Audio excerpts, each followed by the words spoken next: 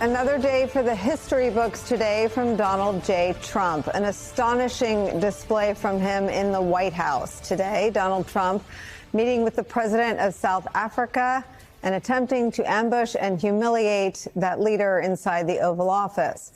But what he did instead was embarrass and humiliate the people of the United States of America again. In his meeting with President Ramaphosa, Trump peddled unsubstantiated claims of genocide in South Africa of white South Africans, a group that ruled during apartheid in South Africa. It is a fringe conspiracy theory pushed by the likes of Elon Musk, Tucker Carlson, and David Duke, the former Grand Wizard of the KKK. We take from many locations if we feel there's persecution or genocide going on. And we had a lot of people. I must tell you, Mr. President, we have had a tremendous number of people, especially since they've seen this. Generally, they're white farmers, and they're fleeing South Africa. And it's a very sad thing to see. But I hope we can have an explanation of that. It'll be the end of the country if it's not. So next, Trump asked his staff to dim the lights and roll in a television. Once the lights were dimmed and the television was there, they played a video that Trump claimed showed evidence of genocide against white farmers. Here's the reality as reported by the New York Times. Quote, there have been killings of white South Africans, but police statistics show they are not killed at a higher rate than other South Africans. And while the South African government did pass a law permitting the government to take land without compensation, the process is subject to judicial review. President Ramaphosa did his part to fact-check Donald Trump in real time. He added that he didn't even recognize some of the locations in the video. Here's what he had to say. Our government policy is completely against what he was saying, even in the parliament. And they're a small minority party, which is allowed to exist in terms of our constitution. But you do allow them to take land. No. You do allow them to take land. Nobody can take land. And then when they take the land, they kill the white farmer. And when they kill the white farmer, nothing happens to them. No, there is nothing happens. There is criminality in our country. People who do get killed, unfortunately, through criminal activity, are not only white people. After all that, the leader of South Africa's president, tried to lighten the mood a little bit. Trump suggested that all of this tension between them could have been avoided as South Africa had just bought him an airplane.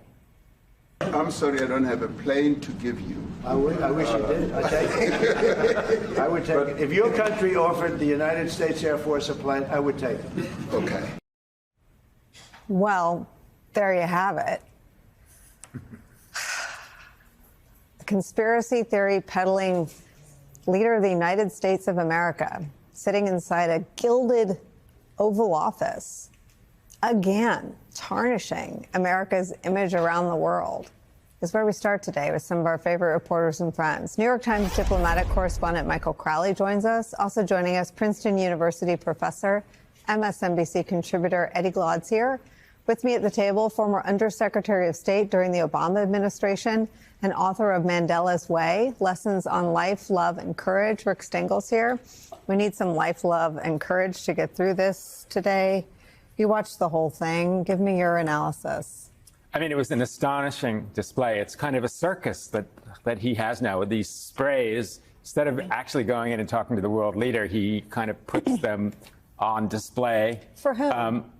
I don't know. I guess for his own audience. I think part of what I find amazing, too, is that he has no impulse control. So he just keeps taking questions instead of saying, OK, we'll take some questions after we talk. But I think his attempt to humiliate Cyril Ramaphosa wasn't successful. I thought President Ramaphosa conducted himself with great poise.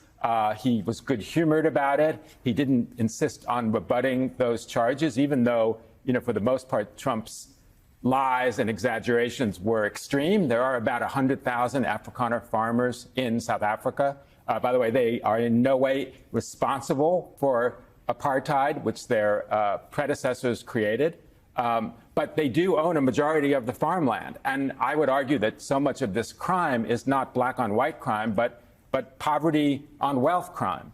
And I mean, I know you didn't see this in the stories. We were chatting about it before. Cyril brought a couple of folks along with him. Johann Rupert, the industrialist who knows Trump's back since the 70s, Ernie Els, the golfer, and John Steenhuisen, who is the Afrikaans agriculture minister in his government, all of whom said, this is crime. South Africa has a terrible crime problem. Mr. President, we'd like help with our crime problem, but it isn't just focused on this small group of Afrikaner farmers. And I thought they made that point. You know, not everybody's going to see that. They're going to see the fireworks, but I thought it lowered the temperature in the room in a way that hopefully would make some kind of dialogue useful. For what? Well, I mean, to take down the temperature. So, for example, one of the things that's tragic about this is that the U.S. cut off about $400 million in AIDS funding to South Africa. That's huge. That's PEPFAR money that has saved the lives of millions of people in southern Africa. They don't have that in their budget where that money comes from. They have to raise taxes. Those are children dying, families dying, you know, mothers dying. So part of the reason that I think Cyril Ramaphosa came here is to say, look, we do need your help. By the way, it's true, as Secretary Rubio said, South Africa has been on the opposite side of so many issues in the UN between the U.S. And other nations. They're always aligned with the non-aligned groups. Even Nelson Mandela was on the other side of the U.S. on a lot of these issues. But that's not a reason to stop talking. And I think South Africa wants to kind of repair the breach. Michael Crowley, if you're a foreign leader or working in the foreign service for a foreign leader, and you watch the information that Trump peddled inside the Oval Office and the quality of the content on the TV screen, what do you believe about the American foreign policy apparatus? Well, it's off the rails, Nicole. And, the one thing you can say, I suppose, is that by this point, maybe the world is getting used to, I would say, discounting things that the President of the United States says. So, at some point, I think you reach a kind of there he goes again situation. Not to diminish how astonishing this spectacle was, but now it's sort of becoming part of the Trump show. It was like you when that tirade against Ukrainian President Zelensky happened in February. We all thought, how can this be possible? We've never seen anything like this, and now we're seeing it again. It's becoming the new norm, which is not to normalize it, but I also think, Nicole, at some point you have to wonder when foreign leaders are going to try to avoid being put in that position. I spoke to a foreign policy professional who is in constant touch with foreign diplomats, who said he was aware of some foreign leaders who actually are hoping to avoid invitations to the White House because they don't want to sit there in the Oval Office with President Trump and just have these, to get berated or to have some kind of a circus breakout. And it just makes diplomacy extremely dysfunctional when the president is so volatile, so unpredictable, and as you point out, relying on, debunked, misleading or false information in the way he forms his opinions. It's going to make foreign leaders want to keep him at an arm's distance. Michael Crowley, what happens if the flow of good information to the United States of America breaks down and stops? Well, it's a hard thing to wrap your head around, isn't it, Nicole? I mean, it's a big problem. And there's sort of two different categories of this happening right now. I think one is that the president is fed false information and conspiracy theories by people, many of whom my senses are sort of in his more casual or social orbit. Maybe somebody hands him a printout at Mar-a-Lago, some golf buddy or someone who's a member at the club, that kind of a thing. And that can be anything, and that can be some pretty wild stuff. The other category, which is also very serious, is what's happening in the intelligence community right now in the more formal process of information that's given to the president that has the imprimatur of the IC, as we call it, the intelligence community of the U.S. government. And, there are signs that the product that he's getting, including in a story that the Times reported yesterday, suggesting that Tulsi Gabbard's chief of staff was trying to influence an intelligence report having to do with the Venezuelan gangs in the United States, possibly for political reasons. That flow of information now may be getting influenced and corrupted. And, what are the implications? I mean, Nicole, where do I start? It's just it's very disturbing, and obviously it's going to make for bad decision making and bad things for the United States if the president is acting on false or warped information. Let's talk about the other news today, Lisa, and that is the deportation flight of a couple of immigrants from this country to South Sudan. Fill us in. So, Katie, yesterday, the government took a flight of 8 immigrants who had final orders of deportation, meaning an immigration judge had ruled that they were eligible to be deported. Usually those orders list the countries that they are to be deported to. And a federal judge in Massachusetts had previously ruled in April that the administration could not send immigrants with final deportation orders to countries not listed in their orders unless and until 2 things happen. 1, you had to give them notice in a language that they understood. And 2, you had to give them a meaningful opportunity to be heard as to their fear of persecution or torture and the country to which they were being sent. Notwithstanding that, evidence has now been presented to this same judge that his order was violated because these folks were given about 17 hours of notice before being boarded on a plane and taken to South Sudan, where none of these folks are nationals. They are all nationals of East Asian countries, specifically Laos and Vietnam. And there was this order in place that said you couldn't do this without meaningful notice and an opportunity to be heard. What is the recourse? The recourse here is hard to determine, right? Because they are now in this other country. However, the judge is telling the Department of Homeland Security, you may not let these people out of your custody. You need to maintain custody of them. And of course, the Department of Homeland Security, at least through its political spokesperson, is saying South Sudan isn't necessarily the final stop for these folks, but she won't disclose where it is that they are supposed to be going. The Judge Brian Murphy today, according to our colleague Gary Grumbach at NBC, was absolutely apoplectic about this, making clear, in his view, in no uncertain terms, his order was violated and that he needs to get to the heart of who was in contempt of his order and whether or not there are going to be criminal sanctions for that contempt of his order. Julia, why South Sudan?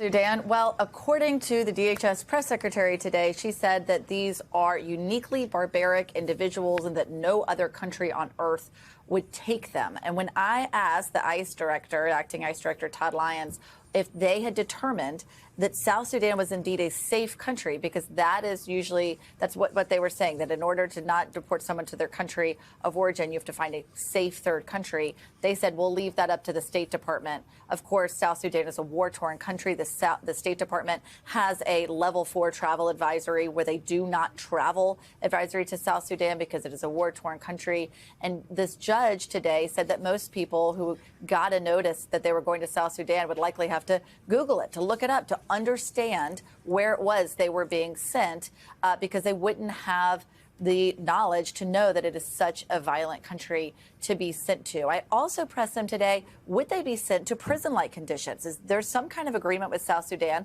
like the U.S. made with El Salvador, to put people in that notorious CCOT prison? They said they could not say how they would be kept, but that it wasn't clear that South Sudan was their final destination.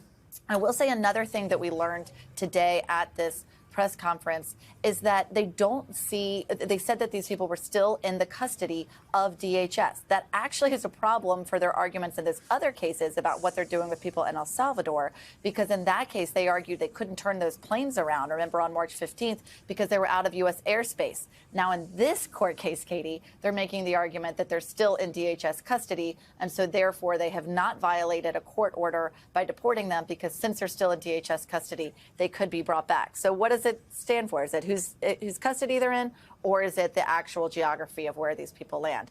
And we don't actually know where they are at this minute. There was a lot of this court hearing that was done behind closed doors to get some of that information. But it's clear that when this plane took off, the destination was South Sudan. That's what the deportation orders that we've seen look like.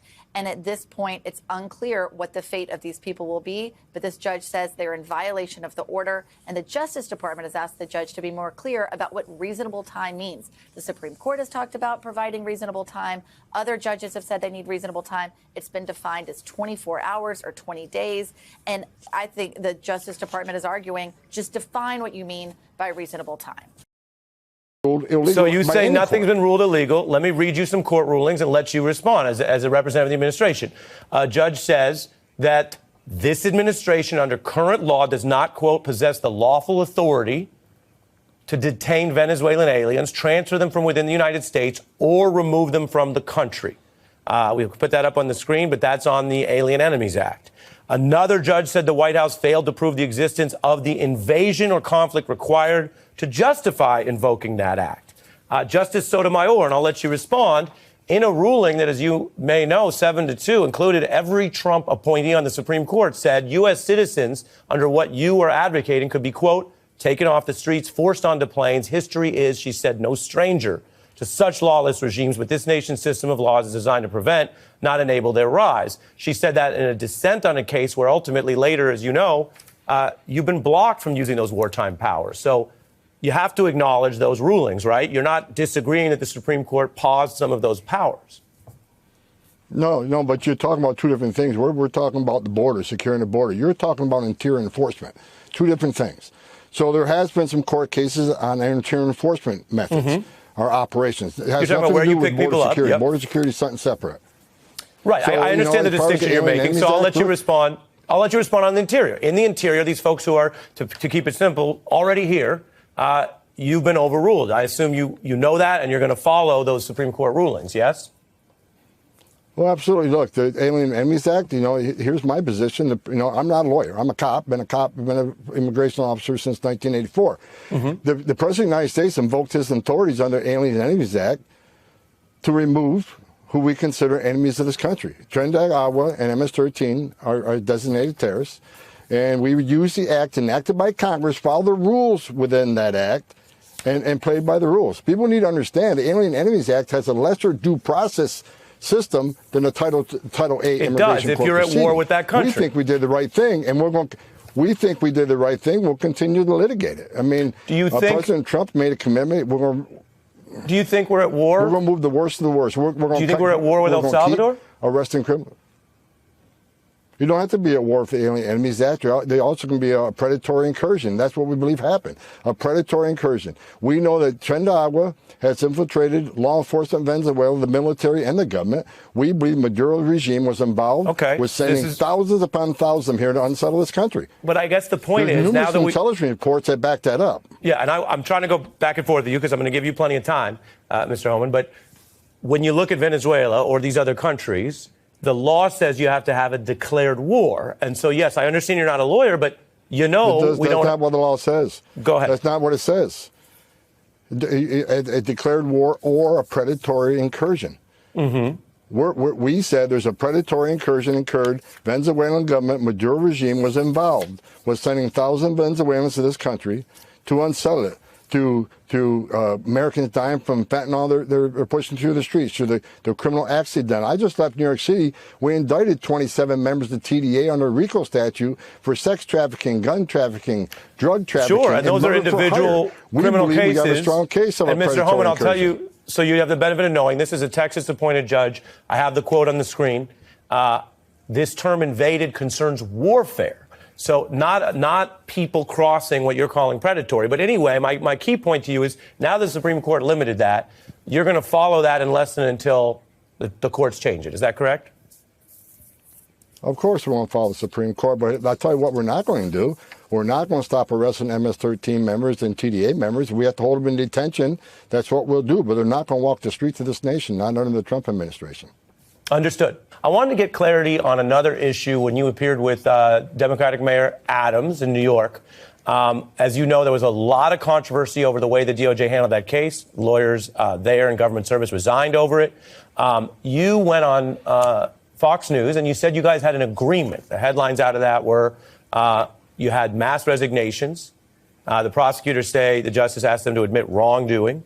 Trump border czar warns Mayor Adams, this is, I'm sure you remember, not to violate the agreement on DOJ to help you with policy, with enforcement. If he doesn't come through, I'll be back in New York City and we won't be sitting on a couch, you said.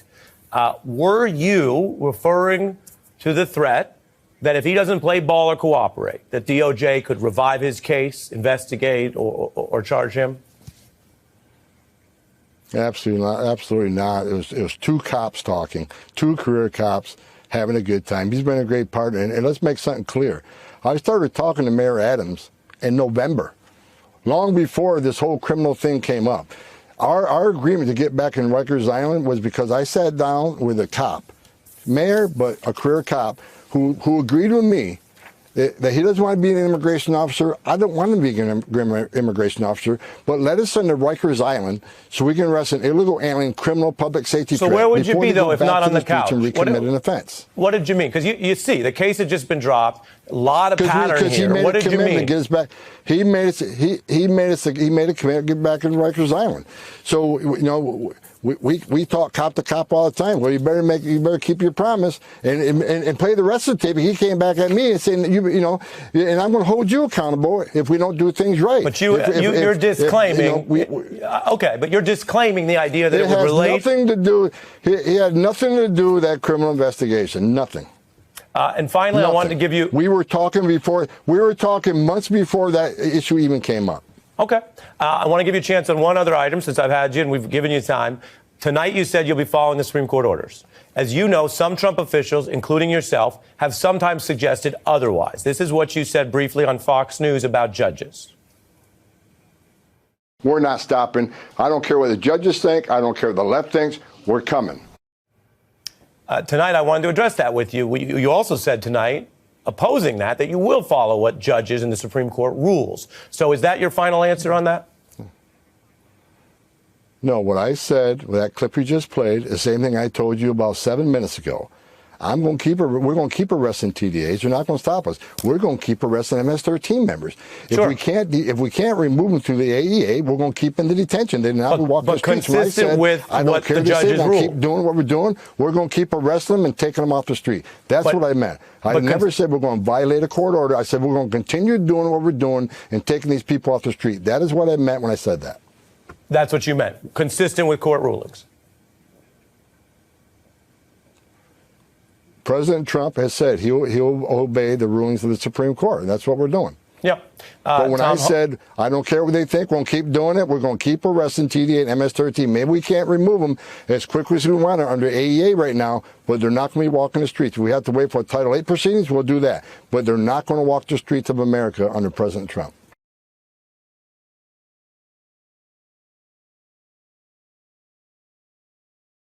So I look at those numbers and I think to myself, how in the world did they win working class voters? Yeah.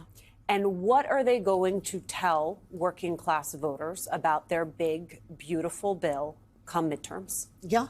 I mean, listen, they won working class voters by saying, we see you.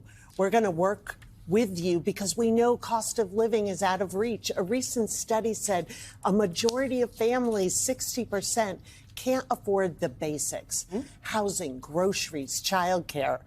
But then they turn around and betray their own voters. They betray the people that live in the districts that they represent.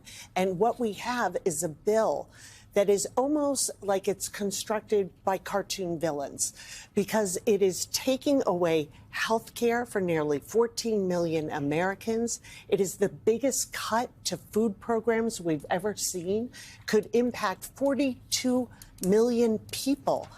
And all for what? To have a tax cut that is so large for the very, very wealthiest, making the winner's circle so small in this country.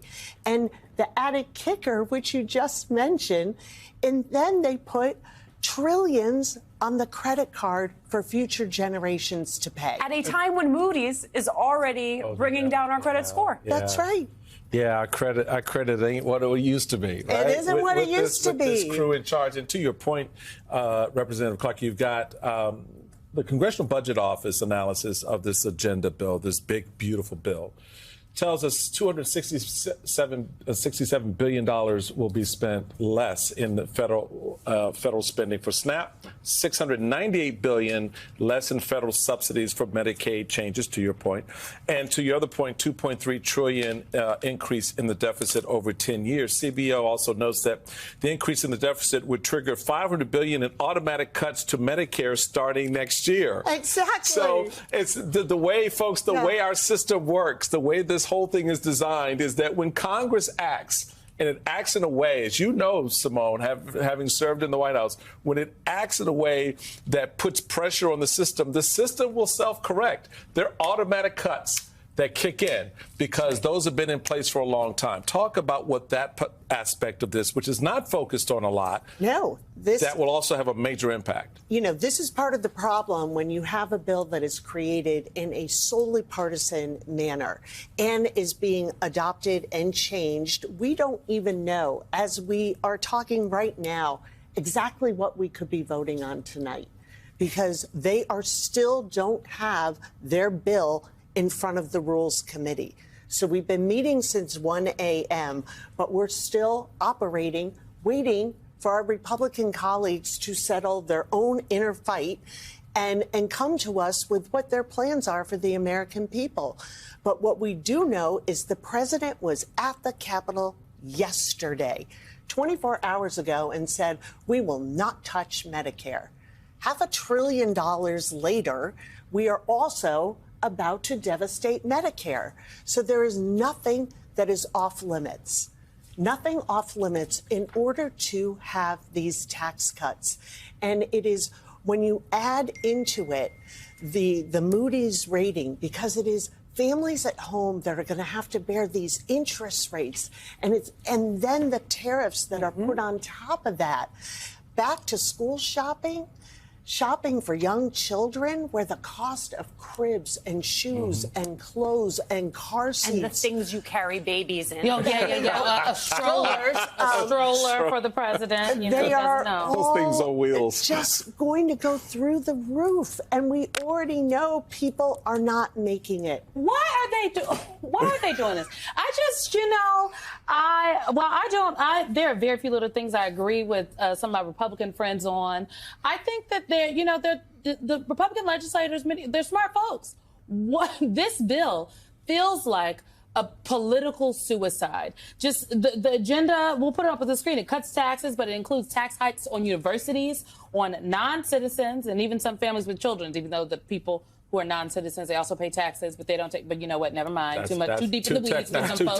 Too technical. Come on now. It scales back Medicaid and SNAP, which would make it easier for people to lose coverage with work requirements. I will note some of the biggest beneficiaries of SNAP are in rural America. It ends clean energy programs, which would phase out electric car tax break by the end of 2025. That also they're going after the Inflation Reduction Act subsidies, which brought a lot of companies. I'm thinking about Republicans in upstate New York.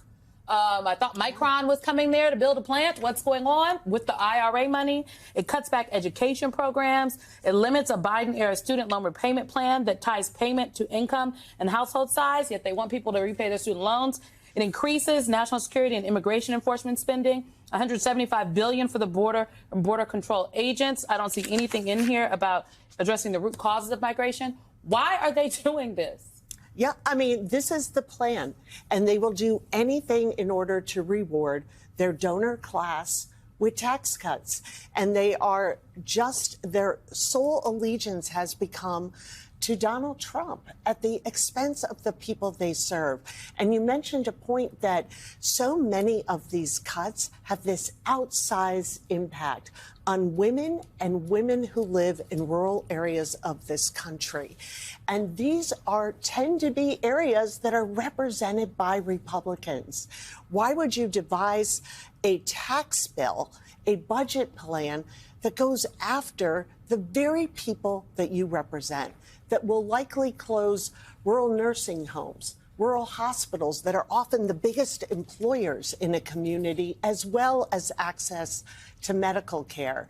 Today, I ran an amendment because they're also taking away funding from Planned Parenthood, which means that those 600 clinics, the overwhelming majority of, are in rural and medically underserved communities, will close.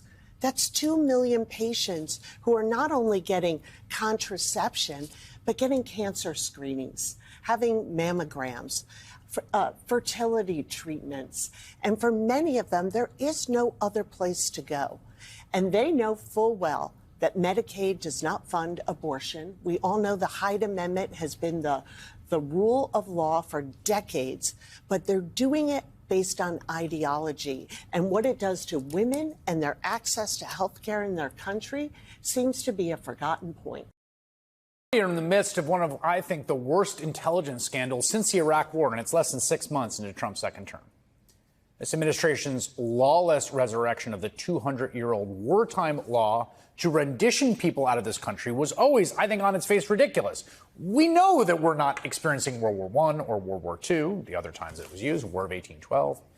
And not only does Donald Trump still have to pretend we're at war, his administration had to concoct an elaborate conspiracy to justify it, whereby this Venezuelan gang, Tren de Aragua, is somehow under the direction of the Venezuelan government, and therefore Venezuela is invading our country with its gang members, which means we are at war.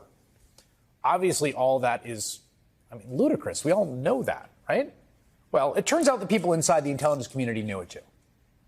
New York Times reporting in March, quote, American intelligence agencies circulated findings last month that stand starkly at odds with Mr. Trump's claims and calls into question the credibility of Mr. Trump's basis for invoking the Alien Enemies Act. Well, now we find out the chief of staff for the director of national intelligence is essentially trying to cook the books and rewrite the National Intelligence Council's official assessment to match the White House's lie. In an email to intelligence officials on April 3rd, Tulsi Gabbard's chief of staff, Joe Kent, wrote, quote, we need to do some rewriting and more analytic work so this document is not used against the DNI or POTUS. Let's just come out and say Tren de Aragua leaders are given sanctuary in Venezuela as their gang members commit horrendous crimes in America. The acting head of the National Intelligence Council did make those edits in a new intelligence assessment. But Gabbard fired him and his deputy anyway, smearing them as biased deep state bureaucrats.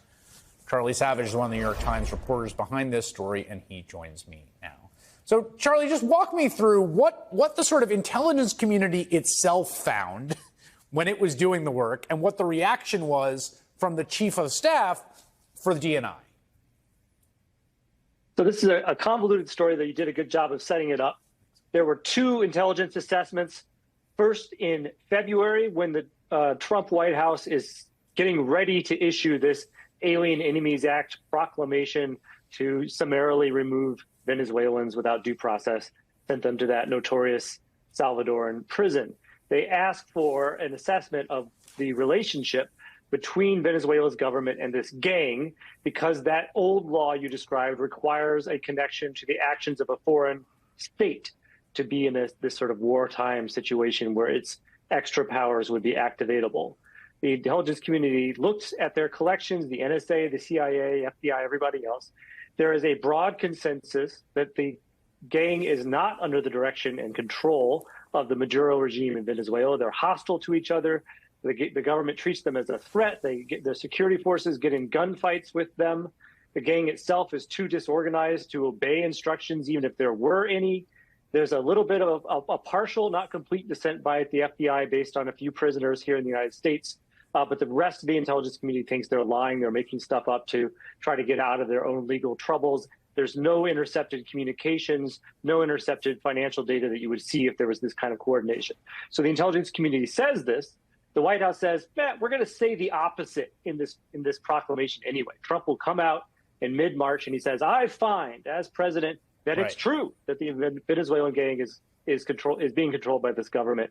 And that sets off, when it's revealed, that they said something that their government actually thinks is a lie to activate these powers. That sets off this effort to redo the intelligence assessment. And then even when it's in draft form, the chief of staff to Tulsi Gabbard asks for a further rewrite so it cannot be used to damage Trump for having said the opposite.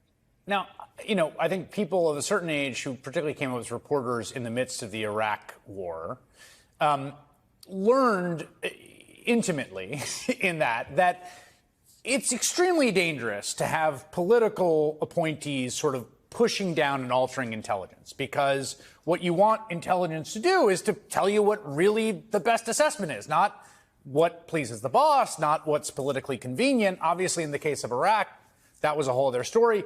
I mean, Kent's email to me strikes me as like wildly sort of out of line and anomalous for how these things usually go down. But maybe I'm wrong. What's your sort of understanding? I mean, there's something very blatant about this. Even in Iraq, the worst parts of Iraq were the insinuations by the Bush administration that Saddam Hussein was connected to al-Qaeda and somehow responsible for 9/11, even though they hated him as a secular ruler. There certainly was not a connection at all between al-Qaeda and Iraq. But they didn't produce official proclamations and write intelligence memos saying that. They would just sort of insinuate it and kind of put it out as a vibe.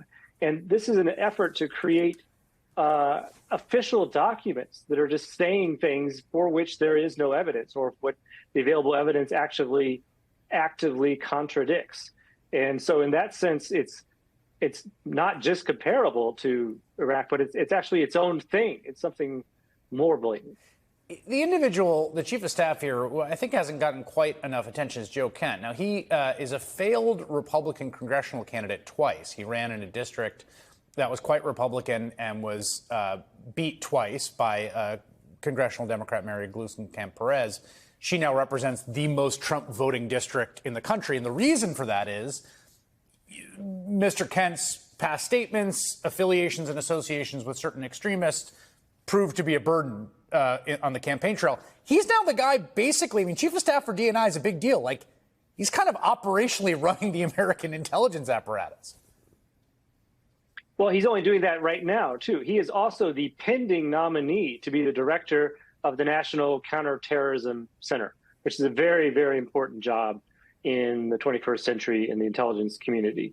So he has this placeholder job right now as chief of staff to Tulsi Gabbard. So, yes, he had run for Congress. He should have won that race given the makeup of that district, but he was kind of too out there even for a district that is a very pro-Trump district. And now he's in this role, and this is what he's doing with it. All right, Charlie Savage, New York Times. Great reporting. Appreciate you sharing with us. The latest Trumpian spin seems to be that the only things this budget cuts from Medicaid are waste, fraud, and abuse, which is quite a piece of spin. Because a core concept of this bill is the idea of adding work requirements to Medicaid. Now, this has been tried many times before, and we already know that it does not work because we've seen it not work. Back in 2023, Georgia added work requirements to its state Medicaid plans, and the program that checked whether people were working enough to qualify was something they called Pathways. Last year, to promote the program, Georgia's Republican Governor Brian Kemp released an ad. And it's an ad about a mechanic named Luke Seaborn, who was one of the first Georgians to receive Medicaid from Pathways. Seaborn became kind of a poster boy for the program. My name's Luke Seaborn, 53, and we've been here at the shop at this place since 2018. Pathways is a great program that offers insurance to low-income and working professionals such as myself, and that's what I was. I was looking for insurance, low-income insurance, to help my son and I out because we didn't have insurance. I highly recommend Pathways to anybody that can use it and qualifies. So, a ringing endorsement at the time from Luke Seaborn. But last week, ProPublica caught up with him to ask him about the Pathways program. And it turns out he is no longer a fan.